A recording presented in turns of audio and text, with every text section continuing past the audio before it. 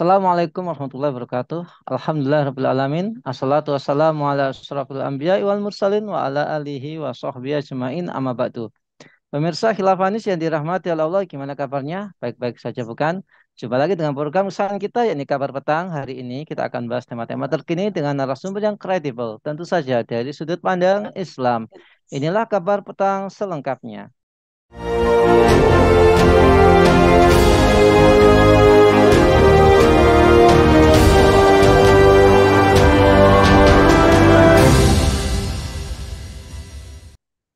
Pemirsa, berdasarkan data dari BPS atau Badan Pusat Statistik bahwa jumlah penduduk miskin di Indonesia mengalami penurunan di bulan September dari 26,16 juta jiwa menjadi 25,90 juta jiwa pada Maret 2023.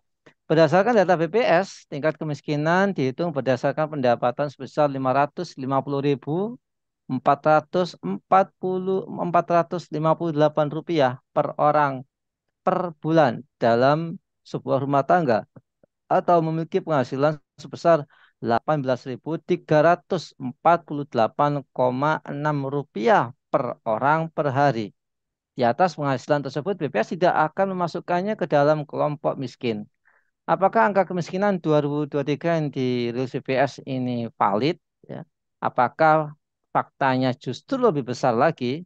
Nah, apakah masyarakat kelompok bawah semakin sulit untuk keluar dari kemiskinan karena standarnya kian rendah, gitu. Baik, untuk bahasnya kami terhubung dengan ekonom dari Fakta, yakni Bung Ishak. Assalamualaikum, Bung Ishak. Waalaikumsalam warahmatullahi wabarakatuh. Gimana? Masya Allah. Gimana kabarnya? Baik-baik, Bung? Alhamdulillah sehat. Gimana? Gimana kabar? Alhamdulillah sehat insya Allah. Bung Ishak, ini kan BPS ngeluarin data sebuah data acuan penduduk miskin yang standarnya itu berbeda dengan yang digunakan oleh Bank Dunia.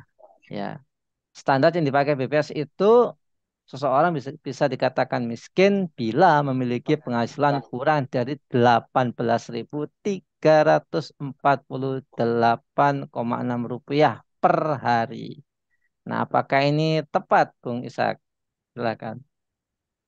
Baik, terima kasih Bung Nanang. Jadi memang BPS ini kan adalah salah satunya lembaga pemerintah yang ditugaskan untuk melakukan survei ya, terhadap pendapatan masyarakatnya Indonesia ya, setiap 2 kali setahun. Ya. Jadi ada namanya survei sosial ekonomi nasional.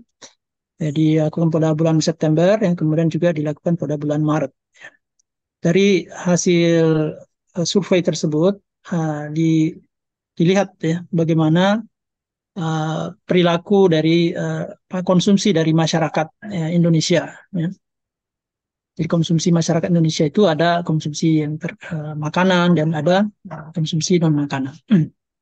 Nah, kemudian dari hasil ya data dari konsumsi masyarakat itu ya dilihat ya BPS kemudian menghitung ya berapa angka kemiskinan penduduk Indonesia. Nah, apa yang menjadi standar tingkat kemiskinan penduduk Indonesia atau kapan seorang rumah tangga atau seorang individu itu dikategorikan sebagai orang miskin? Nah, ini yang penting. Jadi BPS mengkategorikan orang yang miskin itu berdasarkan yang disebut dengan garis kemiskinan. Nah, jadi garis kemiskinan ini adalah nilai tertentu ya ketika orang itu pendapatannya atau konsumsinya di bawah dari nilai tertentu itu dari garis kemiskinan itu maka dia kategorikan miskin. Nah, dan garis kemiskinan ini ya adalah kalau menurut BPS ya adalah batas minimal yang layak dikonsumsi oleh seseorang atau sekelompok orang dalam rumah tangga. Misalnya BPS menghitung ya, jadi membuat satu acuan apa yang disebut dengan makanan yang layak itu. Berapa seseorang dikatakan mengkonsumsi makanan yang layak. Nah, ini kan relatif kan, Bung Nanang ya. Maka kemudian BPS merujuk ya kepada satu penelitian ya atau kesepakatan bahwa makanan yang ideal itu yang cukup bagi seseorang itu 2.100 kilokalori per hari ya per orang. Jadi kalori itu misalnya ini Bung Nanang ya, kalau kita makan nasi ya, makan nasi 100 gram itu ada sekitar 130 kalori kan ya. Tapi kalau makan tiwul ya bisa jadi kualitas antara nasi ya, beras premium dengan beras ekonomi ya, itu kan sama-sama kalorinya Bung Nanang ya. Tapi Iya. rasa beras premium sama beras uh, ekonomis yang murah itu kan beda rasanya gitu. Nah, tapi BPS tidak melihat itu. Dia BPS cuma melihat pokoknya intake-nya itu yang dimakan itu 2.100 kilokalori per hari. Nah, itu yang maksud saya perlu kita jelaskan di awal sehingga ada kesamaan dalam memahami konsep kemiskinan BPS. Ya. Nah, lalu ya Ya, lanjut uh, lanjut Bung. ya kemudian selain jadi ini 2.100 2.100 kilokalori per hari itu. Jadi berapa nilai 2.100 kilokalori ini ya? Apakah referensinya itu tiwul tadi yang harganya murah tadi atau beras premium? Nah, ini BPS itu tidak memiliki referensi yang jelas gitu. Maka BPS itu menggunakan ya rata-rata orang yang mengkonsumsi uh, makanan ya.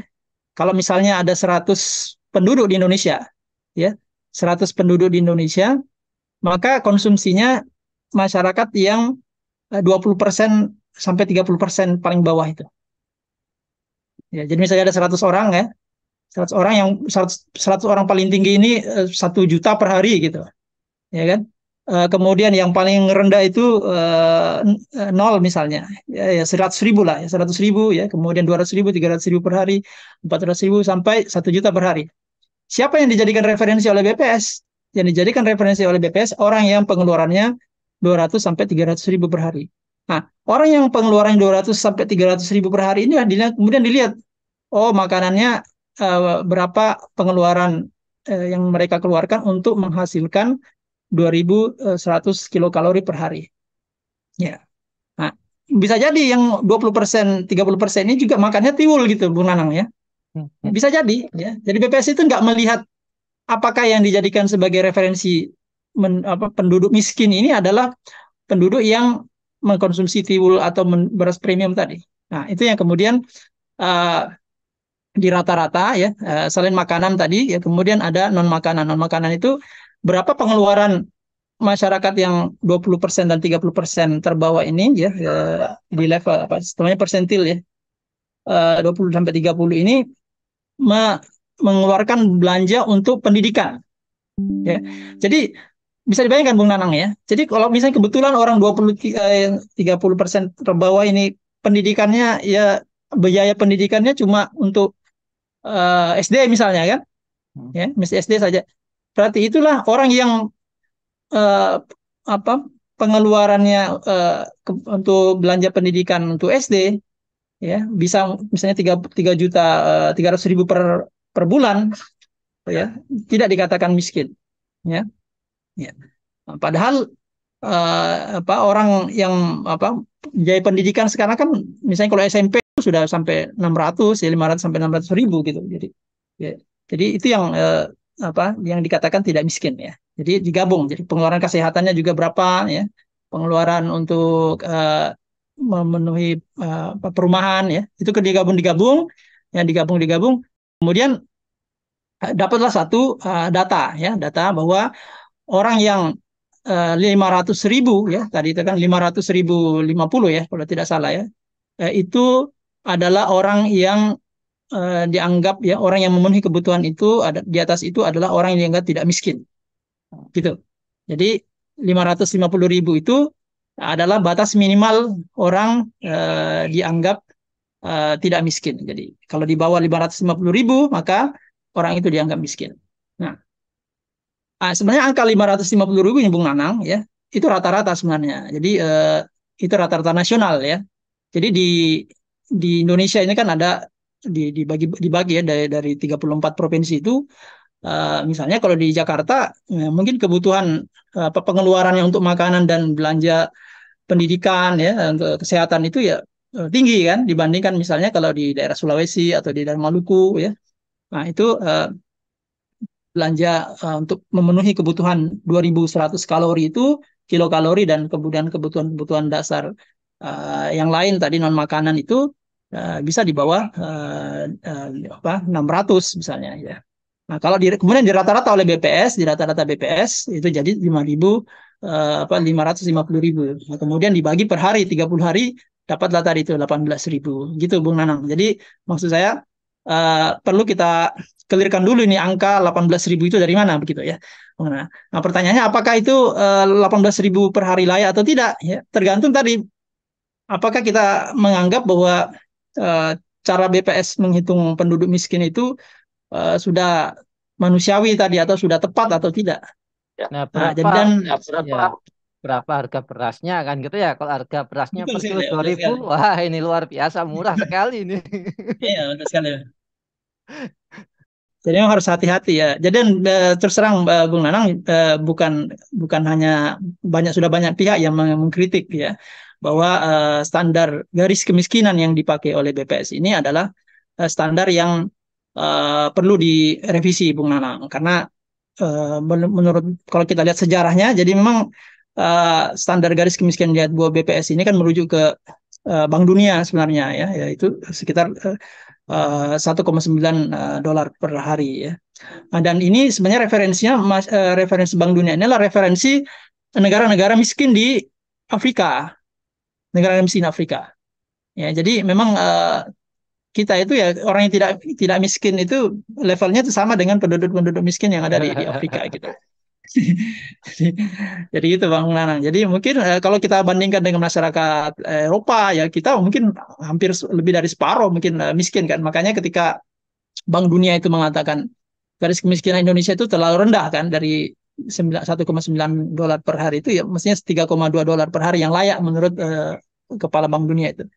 Makanya Bung Sri Mulyani mengatakan kalau itu dinaikkan garis kemiskinannya itu 40% penduduk Indonesia itu miskin. Nah, gitulah Bung Nanang kira-kira. Jadi uh, tergantung referensi yang mau dipakai untuk mengukur garis kemiskinan itu.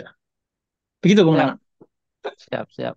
Nah, gini Bung Ishak, apakah apa namanya, kalau tadi udah disindir ya bahwa ini harus direvisi standarnya, kemudian eh, data yang diterima ini juga perlu dilihat lagi kan gitu. Nah, apakah benar ini Bung? Kita kan udah bahas ya, kalau memang harga beras itu 2.000 per kilo, mungkin 18.000 itu luar biasa kan gitu ya. Cuma masalahnya sekarang Hmm. per kilonya itu sekarang ya sudah hampir mendekati 10.000. Jadi ini orang suruh makan beras 1 kilo. Hmm. Nah, ini apa pengisak? Apakah sebagian besar pertumbuhan ekonomi di Indonesia ini hanya dinikmati oleh masyarakat atas, ya? Sedangkan masyarakat kelompok bawah ini memang ya beberapa pihak mengatakan ya kita ini yang masyarakat miskin sangat sulit keluar dari garis garis kemiskinan. Dan apakah eh, harus terus terjadi seperti ini dan dalam sistem yang ya dikatakan oleh para ahli Indonesia ini kan memakai sistem sekuler ya gitu.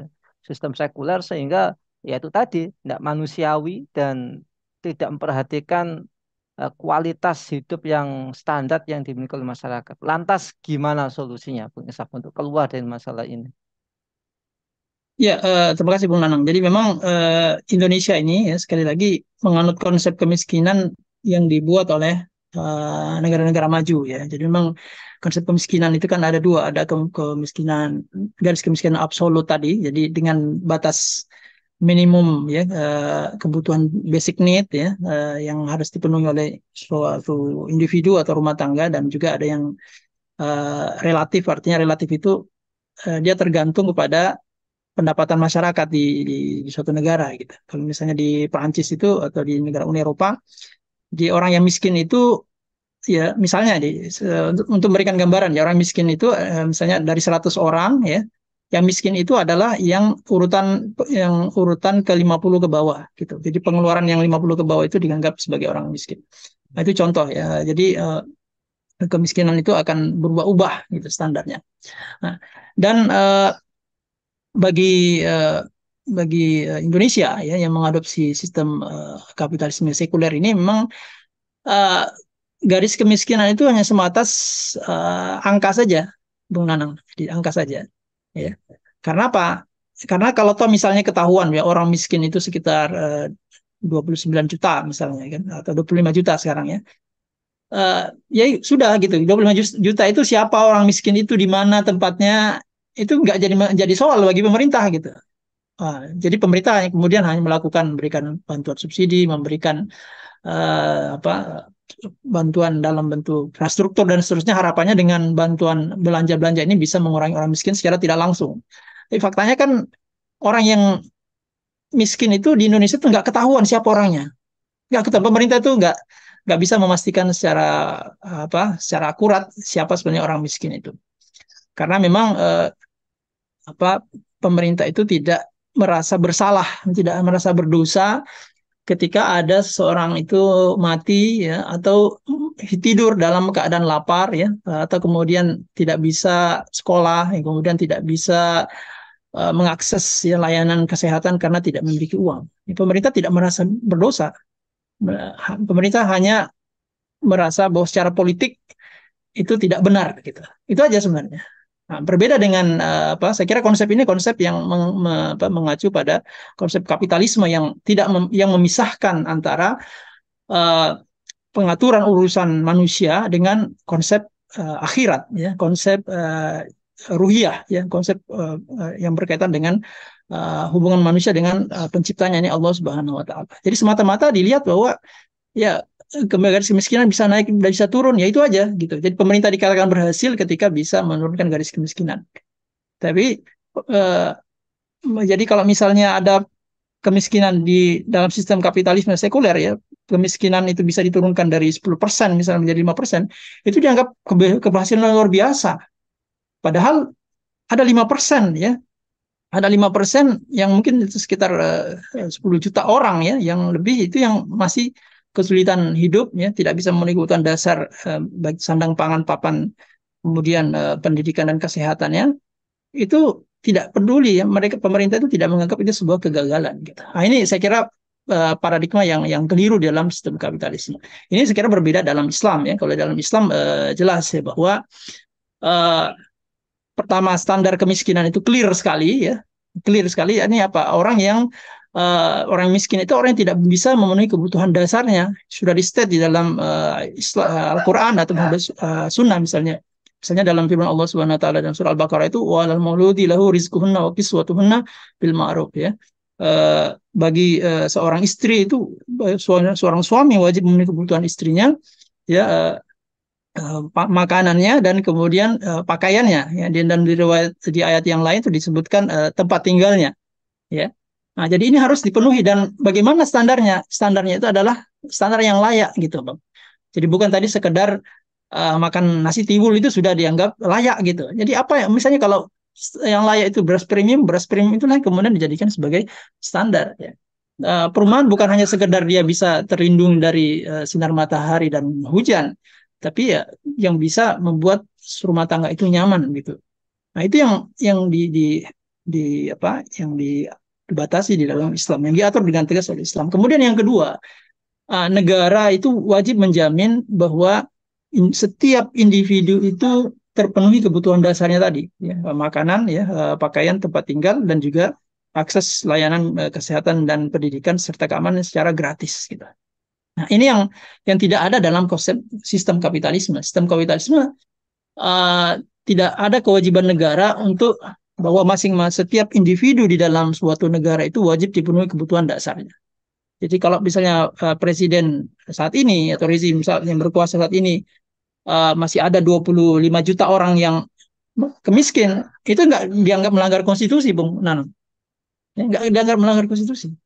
Ya, bisa mencalonkan lagi kalau misalnya bisa ditambah secara undang-undang bisa periodenya boleh gitu. Ya. Nah, itu yang kalau di dalam Islam jelas satu orang saja ya yang miskin, yang lapar kemudian karena tidak bisa memenuhi kebutuhan dasarnya tadi, maka kepala negara dan khalifah itu berdosa di hadapan Allah Subhanahu wa taala. Karena dalam sebuah hadis itu kan man bata Sya'banan wa ja'u apa wan bat barang siapa yang tidur dalam keadaan kenyang sementara tetangganya itu lapar ya, yang sangat lapar dan dia mengetahuinya, maka Allah Subhanahu wa taala murka kepada dia. Nah, ini kan hadis ini jelas ya bahwa seorang itu harus memiliki kepekaan terhadap tetangganya dan juga kepala negara itu harus memiliki kepekaan terhadap orang yang dipimpinnya ya, karena khalifah itu al-imamu ra'in wa huwa mas'ulun an ra'iyatihi. Jadi pemimpin itu adalah penanggung jawab dan dia bertanggung jawab atas orang yang dipimpinnya. Begitu kira-kira Bung Nanang ya kalau kita berbicara secara filosofis, perbedaan antara penanganan orang miskin di dalam sistem kapitalisme dan juga dalam sistem Islam. Luar biasa, ini sangat ya, sangat detail sekali. Kalau sampai ada satu orang yang miskin, maka ya negara itu nggak bisa membanggakan bahwa negara kita ini sejahtera, masyarakat kita ini sejahtera. Lalu masih ada satu orang miskin. Ya kita tinggal ngecek saja di perempatan itu ada berapa pengemis kali gitu ya.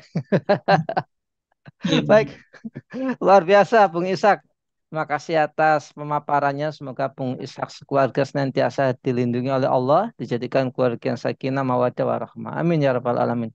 Baik, pemirsa Khilafan yang dirahmati Allah, demikianlah bincang-bincang kita dengan Bung Ishak. Semoga kita semua bisa mendapatkan banyak manfaat darinya. Jangan lupa untuk subscribe, like, komen, dan share sebanyak-banyaknya. Semoga kita mendapatkan kebaikan di dunia maupun di akhirat nanti. Saya Nang Setiawan undur diri, sampai jumpa di lain kesempatan dan wassalamualaikum warahmatullahi wabarakatuh.